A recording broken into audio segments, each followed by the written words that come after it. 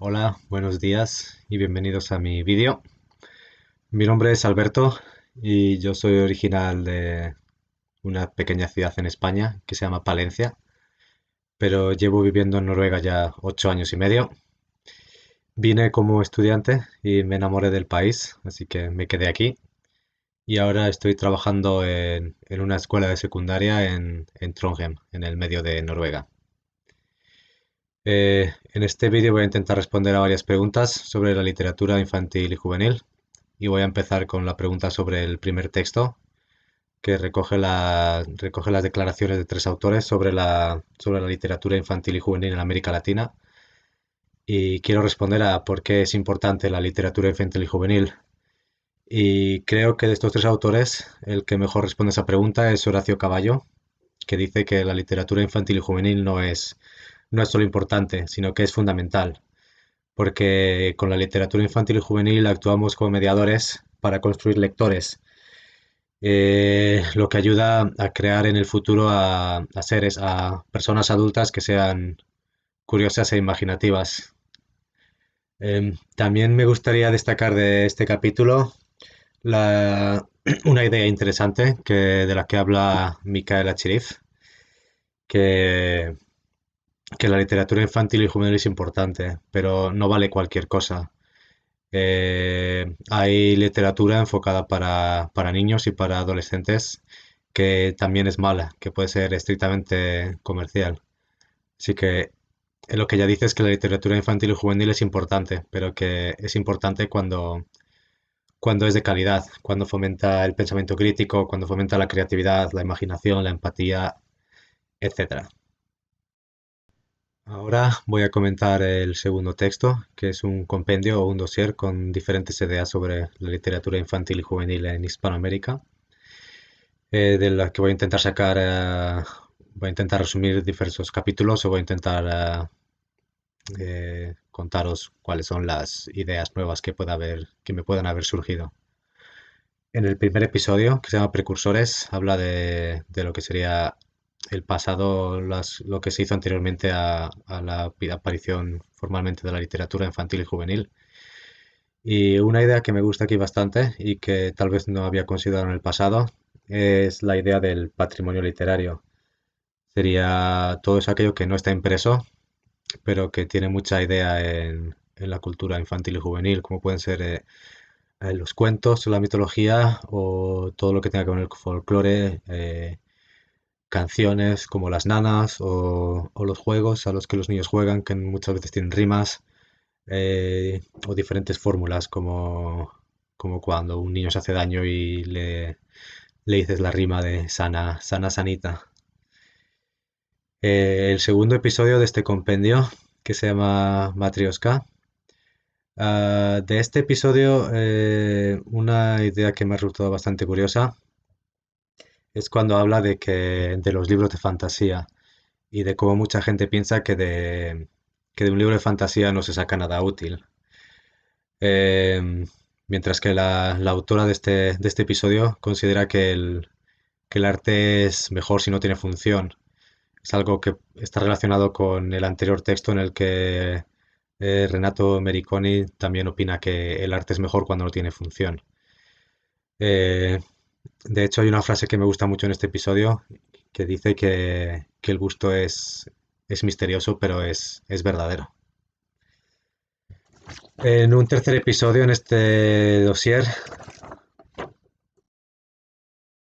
en un tercer capítulo, en este dossier, trata la poesía actual para niños y jóvenes. Y de este capítulo lo que me gustaría destacar tiene muchos ejemplos de poesía escrita para niños y para jóvenes. Y lo que me ha gustado mucho este episodio es que he ido marcando mientras lo leía, he ido marcando algunos textos que pensé podrían ser interesantes y he podido acceder a algunos. Y la verdad es que hay ciertos textos de poesía que son maravillosos. Hay muchos poemas muy simples, absurdos, divertidos, positivos, reflexivos. Y la verdad es que ha sido un placer descubrir este tipo de poesía. Además, me ha recordado mucho a la poesía de Gloria Fuertes, que es una autora española, que es una autora que me gustaba mucho cuando era niño. El cuarto episodio trata sobre temas y modos en la literatura infantil y juvenil. No quiero repetir aquí todos los temas que se tratan en este capítulo. De hecho, hablaré sobre ello después cuando hable del vídeo, el vídeo en el que voy a hablar al final. Pero en este episodio lo que me ha hecho reflexionar es en mi experiencia como lector cuando era niño. Por ejemplo, en el episodio anterior, en el capítulo anterior, al leer algunos poemas dirigidos para niños, me he dado cuenta de que hay algunos temas subyacentes como puede ser la lucha de clases o la igualdad de géneros que tal vez como niño no los hubiera sabido descubrir o identificar, pero que ahora veo claramente. Entonces me parece curioso que los temas estuvieran ahí, pero no los hubiera visto anteriormente. El tercer texto que voy a tratar se llama Conceptos de literatura, literatura infantil y didáctica de la literatura.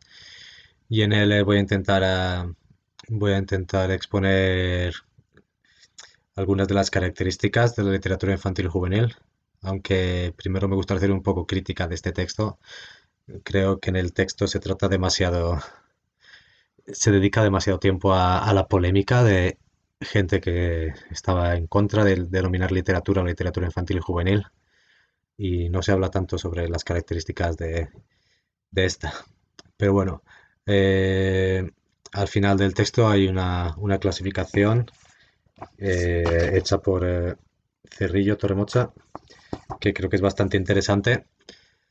Y, y de ella he sacado algunas características que podrían definir a la literatura infantil y juvenil, entre otras, pero creo que algunas que podrían ser no más importantes, pero tal vez definitorias de este tipo de literatura serían, por ejemplo, teniendo en cuenta los contenidos en este tipo de literatura no siempre son lógicos. Un ejemplo es que, por ejemplo, se humaniza a animales o incluso a cosas que se convierten en protagonistas. Muchas veces los protagonistas son niños, que es algo que no suele suceder en literatura para adultos, y las temáticas suelen ser bastante simples. En cuanto a la técnica, la literatura infantil y juvenil se puede destacar que se puede definir por seguir una exposición lineal. No se suelen dar saltos temporales o flashbacks. Hay una fuerte estereotipación. Las características de los personajes no suelen ser muy ambiguas. Y hay una clara predilección por el diálogo. Las descripciones suelen ser bastante simples, tanto de espacio como de tiempo. Y otra cosa que caracteriza a estos textos es que las formas son muy sencillas y se busca una claridad, teniendo en cuenta el tipo de lector, y el ritmo suele ser bastante vivo. Las historias los acontecimientos se suceden bastante rápido.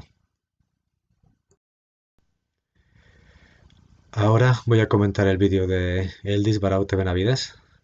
En este vídeo el autor comenta bastantes temas que me han parecido muy interesantes, algunos de los cuales acabo de tratar en este mismo vídeo, y también hay muchos ejemplos de muy buena literatura infantil y juvenil, y me gustaría comentar dos cosas en especial.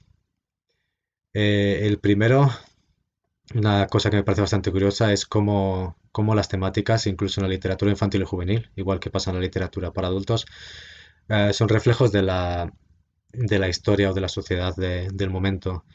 Por ejemplo, podemos ver un ejemplo en Horacio Quiroga cuando trata conflictos políticos sociales que eran muy característicos de Latinoamérica en los principios del siglo XX, o como Gabriela Mistral trata sobre los derechos de la mujer o de los niños, mientras que actualmente las temáticas han cambiado a temas que tal vez a principios del siglo XX no se podían tratar tanto, como